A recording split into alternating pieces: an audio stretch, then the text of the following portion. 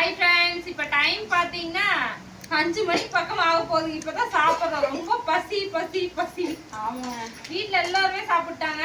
நாங்க 2 பேரும் லாஸ்ட். கடைசியா நாங்க 2 பேரும் தான் சாப்பிடுறோம். சாப்பாடு வரலைன்னு மறுபடியும் ஒரு குக்கர் வச்சுங்க. அது கொஞ்சம் கொஞ்சம் தான் வந்துருக்கு. சாப்பாடு பண்ண வைக்கணும். மெதுவாக வைங்க, புளியில வைங்க. எல்லாம் காரம் காரங்கிறாங்க. எப்படின்னு சாப்பிட்டு பார்த்து சொல்றேன். சொல்லுங்க. எனக்கு அந்த அளவுக்கு காரம் தெரியல. நான் நாட்டுக்கோழி வறுவல், அப்புறம் இதுல வந்து எலும்பு குழம்பு, நாட்டுக்கோழி எலும்பு குழம்பு, புளி ரசம். இதான் இன்னைக்கு நம்ம வீட்டுக்கு சண்டே ஸ்பெஷல். உங்க வீட்ல எல்லாம் என்ன ஸ்பெஷல் அப்படின்னு சொல்லி சொல்லுங்க. காரசாரமா காட்டு காட்டு பார்த்தாலே கலர்ஃபுல்லா இருக்கு பாருங்க. எப்பவுமே நம்ம வறுவல் செஞ்சு அப்படிதான் இருக்கும். வாங்க ஃப்ரெண்ட்ஸ், எல்லாம் சாப்பிடலாம். செம்ம டேஸ்ட்.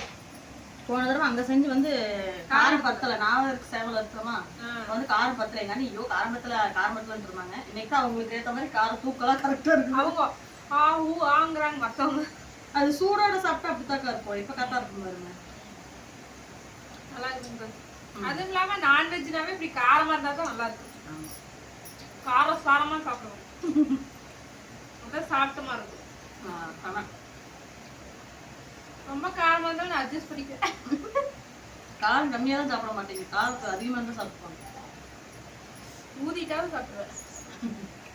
ஓகே ஓகே ஃப்ரெண்ட்ஸ், வாங்க ஃப்ரெண்ட்ஸ் எல்லாரும் சாப்பிடலாம். வீட்டுல சாப்பிடலாம். மடி சூடா வச்சிருக்கிற பட்லியில போட்டுக்கலாம்.